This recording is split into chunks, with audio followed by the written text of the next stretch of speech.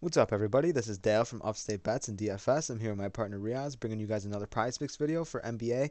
It's a Monday. It's a nine-game slate. Right now, everything is not posted on Prize Picks quite yet, but there's a lot of lines that we like. And either way, there's a lot of different players on here to pick from. So if this is your first time watching our videos, welcome.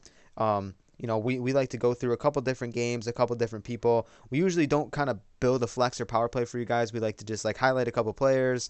Sometimes we talk about um, game by game, but most of the time on a big slate like this, we'll pick a couple players that Riaz likes, players that I like, and then we'll kind of string something together for you guys. And then, as always, if you guys have a comment and a question for something down below, let us know if there's a certain line that that you're looking at that we didn't cover. I know some people talk about different RPAs and some people do talk about NBA first half or fourth quarter or second half. Unfortunately, we don't cover that too much, but that's not something that I really have a good specialty in. Like I don't really bet that too much. I'm more of a full game kind of guy. But obviously, if you do have a question about something, that I will answer. We get back to every single comment down below. And you guys have been doing awesome. You guys have been liking all the videos, subscribing. We love the support, and we do have a big announcement coming for you guys soon. So when that starts to finalize, we will start to bring that up. And then let's just jump into the video, man. We got points category here. Joel Embiid's inactive in that Philly game, so you can start to see some of these lines shift for Tobias Harris, maybe Seth Curry and Tyrese Maxey. Anyone here that you're like a Riaz, or do you want to just continue? Yeah, I like Nurkic, or however you say it. Yeah, Nurkic, He's yeah. at Nurkic. He's Yeah. at 12 and a half. With Embiid being out, that's a bonus for him. I know they still have Deandre Drummond, and we haven't really seen him play that much this year. We know whenever Embiid gets in foul trouble or doesn't really play as much, he really fills in. But really, he's been smashing this year. He hasn't really scored that many points, but I think he's just in a great spot in this game. And he's going to play 30, 35 minutes. It's going to be a very close game. They're going to need him with Lillard really struggling this year. Um, McCollum and Nurkic really have to show up here, and this is a pretty big game for them. So I really like him here. Yeah, someone I like too. I mean, I know it's not the best line, but I mean, Lillard at some point, I mean, I hate just throwing out the classic, like, oh, he's due for a big one kind of line, but it's just like, if you want to just talk gut, I mean, Lillard, we know he's a better player than what he's been putting up. It's just a game where he does it. I mean, could be, but like, let's see if his line starts to drop a little bit more. People might be taking the under. So I would wait a little bit longer up until 7 o'clock just to see if this maybe shifts a little bit. Might drop to like 23, and I would love it at 23. So just monitor that a little bit. Rest of the guys, I don't really have too much interest in, but I want to talk this Toronto and New York game. I love both Van Fleet and Anunoby. Actually, Scotty Barnes is going to be missing this game, so I like Anunoby's upside a little bit more. I think you know, Barnes being out gives Anunoby a little bit more uptick. And Anunoby, I like him as a scorer. He's definitely taken some leaps forward this year. And I don't know. It's just like this Toronto team. They don't really have like a solid go-to scorer. I mean, I guess you could say Van Fleet is that guy, but like each guy in this team kind of gets their own. And I mean, we've seen Anunoby get over that definitely with ease a couple games this season. And, he's definitely a guy that I could see as the season progresses averaging like 20, 21 points a game. So I think this is a little bit shallow for him for now, especially with the Scotty Barnes news, him getting, a little bit uptick. I'd probably punch this in as soon as you get the chance. Yeah, I totally agree with you there. The two guys I'm going to focus on is in this Washington Atlanta game. I like Kyle Kuzma. He's finally in a spot where he's playing a ton of minutes. His usage is up. He's just been dominating so far this year, and he's coming off a monster game on Saturday, and his line's at 13 and a half. I think there's just going to be so many points scored in this game. I know they're both these teams are really, really pretty good so far this year. I mean, so I really like Kyle Kuzma based just pretty much on his line. And I mean, really, when he doesn't do a lot of the rebounding and assists like that, he still scores quite a bit of points. But another guy I'm going to touch on in the same game is Clint Capella. They've put the Wizards and the Hawks played a couple games ago, and Clint Capella really didn't have that great of a game. John Collins kind of controlled that game. So I think this is kind of a get right game against Washington. Washington gives up so many points against centers and big men. So at 10.5, I just really like that over. Yeah, we'll have to see. How many minutes he plays. I know he's been dealing. I think he was dealing with foul trouble in that game against Washington. But I suspect this to be a high scoring game. I would like Clint Capella a little bit more in his fantasy score spot rather than his points. But like I said, Washington gives up a million points to centers. Especially the big name centers like a Jokic or a Towns or something like that that's in a smash spot. Always target them against Washington. But I'm going to scroll up just a little bit here too. Kemba Walker for me went a little overlooked. He's been playing wicked good as of lately. It seems like his injury from last season is starting to fade. He's getting his feet under him. You can see his price going up on fantasy sites too. His lines are starting to increase on all these prop betting sites, especially on Price Picks. And three out of the last 3 games, he's been playing a lot more minutes. His feet are under him. He's shooting the ball awesome from three, like shooting right now 57% from three, which is very unsustainable. But for right now, especially on an app like Prize Picks, my theory is kind of just ride the hot hand. If someone's kind of just having an awesome stretch of games, kind of just fire it in until it doesn't work. So if someone's hot, play it in a flex play. But Kemba's like that type of player where you know he might sustain his scoring numbers. His averages. I mean, his percentages might go down, but then again, he might start putting up more shots and might start getting more minutes. So, Kemba, we know he's a really great player, and 15.5 seems a little bit shallow in this game against Toronto, where I think a good amount of points are going to be scored. So, I like him here. Yeah, the last guy I'm going to touch on is D'Angelo Russell. We've seen him explode in games and just put up 50 points on his own, but he struggled so far this year. We've seen him almost put up 30, but at 18.5, he's got way too much upside for that line. He's playing against Orlando. He'll probably have Suggs on him or Cole Anthony. I think he just picks apart both of them. Two very undersized guards. So I think Russell just has a monster game tonight. I like Russell too, man. I like Russell as a player, as well as a person off the court too. I mean, obviously had some things going on with him. Way back when he was on the Lakers. But I support Russell. I think Russell's gonna start to get on his own on this Minnesota team. I like Minnesota as a team this year. They definitely got a lot of upside. We're always on Shea too, so Shea's a guy you can look at. Shea's some of his scoring numbers have been up and down. He started off the season a little bit slow, 15 against Golden State, but they only scored 82 points in that game. I don't know. I don't know if they're going to get, really blown out by this Clippers team, but obviously there's always potential that, they go out there. They can really get blown out by any team, but then again, sometimes they can compete with any team. We've seen them compete with the Lakers, beat the Lakers actually. They competed with Golden State once. They competed with Philly up until really to the end. So Shea's in a decent spot there, and that's in the late game as well. And then I wanted to scroll up a little bit at Michael Porter Jr. He's at 15.5. Honestly, like I said, sometimes you ride hot hands, but also you might be able to ride a cold streak with him too. I mean, he hasn't got that once this season. He's gotten 15, but you need 15.5 here for him. And, obviously he does play a lot of minutes. But man, I mean, what is going on with him this season? He's even shooting double-digit shots every game. Sometimes he's shooting double-digit three-pointers, 33% from the field, 25% from deep. Just looking ugly for him so far this season. If you're looking for an over to take, he might be the guy. I mean, an under to take, my bad. Yeah, I mean, I don't mind that pick at all. And then we're going to hop over to rebounds, Riaz. Who do you like here? I did like Julius Randle, but he just flew off my screen. I But got him if here. he He's at does, 9.5. yeah, I love that line.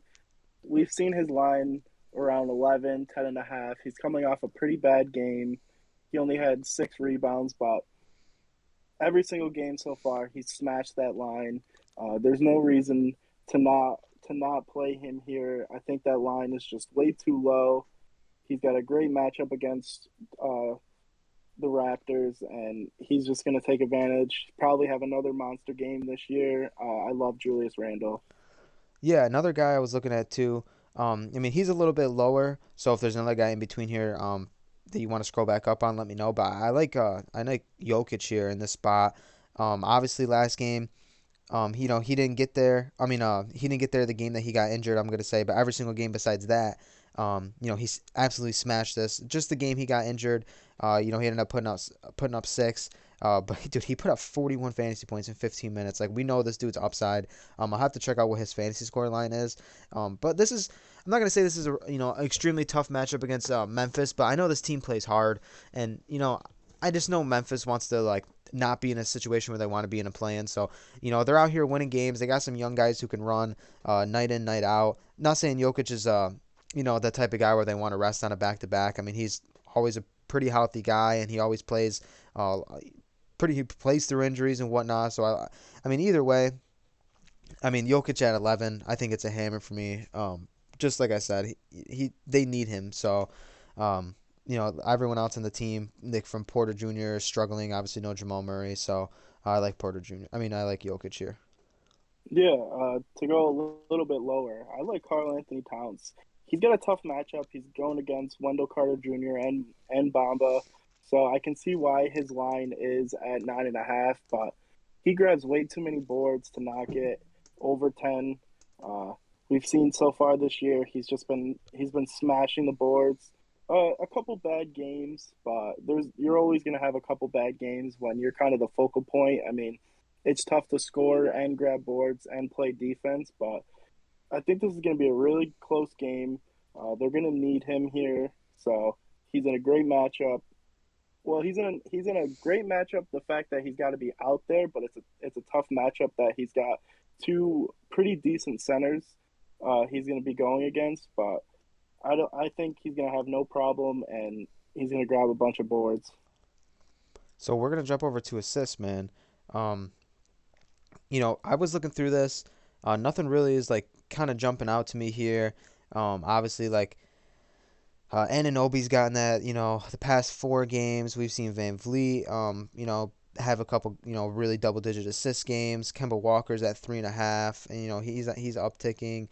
Is there anyone that you like here? I know you like targeting centers. Vucevic and Jokic are both at a pretty decent line. So who do you like? Yeah, I don't mind those lines, really. But the one guy that I really like here is Reggie Jackson. He's going against OKC. He's kind of the focal point. He's like the main guy handling the ball. I know Paul George likes to bring the ball up, but he's in a good spot here. Shea's not the best defender, by any means, so I think he's really going to take advantage of OKC tonight. I love going against OKC with their guards. They really don't play that much defense, and he's not really out there to score. That's why they have Paul George. Bledsoe's another guy who's kind of out there to score, but Jackson's kind of the main ball handler, and he's just kind of running the offense. So I think at 3.5, that's a really good line for him. Yeah, I don't mind that one. Just I think we're gonna see him get to a role where he's definitely facilitating a lot more. Obviously, it's tough to start the season, but we are starting to get a little bit of a sample size in how players are gonna be this season. Reggie Jackson's a guy that I think is gonna be out there to facilitate a little bit more. Hopefully, he can get over that line today. Giddy's another guy that I've been on kind of all season, so. We've seen games where he's gotten lower than that. We've seen games where he's actually smashed that. Definitely an iffy line. I'm not really on anyone here in the assist category, man. Like I don't want to put out, I don't want to talk about someone that I'm, not super confident in, but I discussed a couple guys that definitely have some upside. But we'll hop over to three pointers made, and like the Toronto guys again, Anunoby, Powell, Van Vliet. I'm always a fan of Trent Jr. too. I mean, he hasn't gotten over that yet this season, but he's just out there to shoot threes, man. And I definitely think he's going to start to uptick a little bit more. The guy I want to highlight here, especially, is Bradley Beal and Kemba Walker. Like I said, Kemba Walker's been shooting the ball amazing lately. Like I said, he's getting his legs back under him. I like him at over 2.5 against Toronto. And Bradley Beal, obviously we haven't seen the game where he's gotten that really, and but we just know Bradley Beal is just an amazing scorer. He has gotten that twice this season, but then again he's gotten games where he has gotten zero. So very streaky so far. He's still putting up points, but like it's just from deep. He's been streaky, but do we really think Bradley Beal is going to shoot 21% from three this season? I think this is an extreme discount for him at 1.5. Yeah, I love Bradley Beal. I was on him his last game, and it's kind of a line where you have to take advantage of it while it's still at 1.5. We don't know how long it's going to be there. Bradley Beal, like you touched on, he's a streaky kind of guy. He can get hot and just have multiple games where he's scoring 35, 40 points, shooting 50, 60% from three, and we already know he takes a bunch of threes. So I love Bradley Beal at 1.5, and to stay in the same game, Kyle Kuzma, he's been shooting a lot of threes this year, and he's been making quite a few.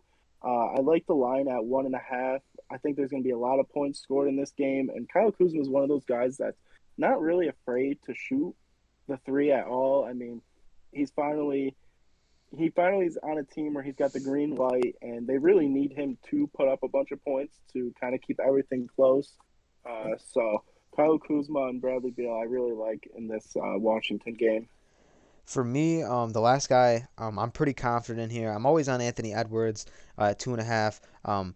So that's the one you can look at. But for the guy that I'm not really going to be plugging into a lot of lineups today is Desmond Bain. We've definitely seen him come into a role this season. That's just amazing for him. He stepped up in that Dylan Brooks role. And you can't really ask anything more from him. Averaging double-digit points this season, 18 points a game.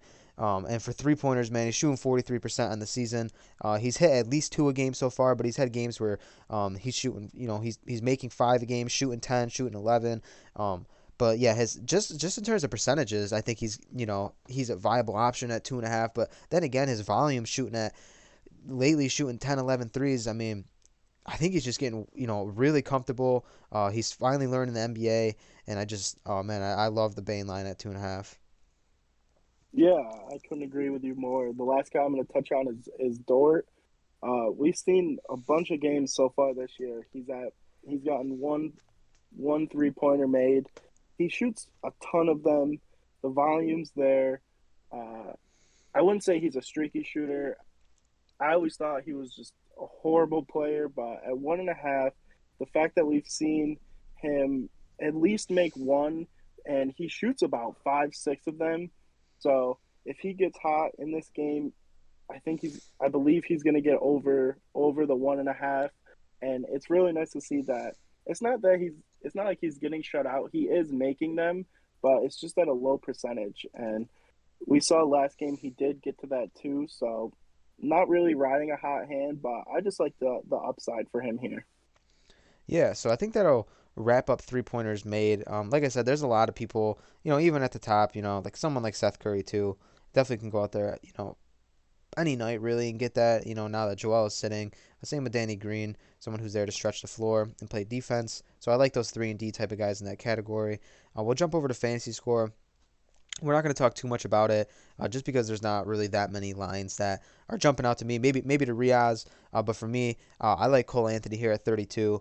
I talked on him before in other videos, and he's just been getting there pretty much every single week and every single game. So there's some games where he kind of just gets over that, but then again, there's some games where he just absolutely smashes. He went for 66 DK points right now. If that's his ceiling, I really like this 32. For sure. I mean, the beginning of the season, he did start off slow, but now he's got confidence. He shoots the ball a ton. He's out there. He's handling the ball. He shoots a lot of 3-pointers as well. So Cole Anthony over 32, definitely gonna be one of my sure bets today. Cole Anthony's finally producing like everyone thought he was going to, and it's just getting the start and playing the minutes. And I couldn't agree. But I got two guys I'm going to touch on pretty quick.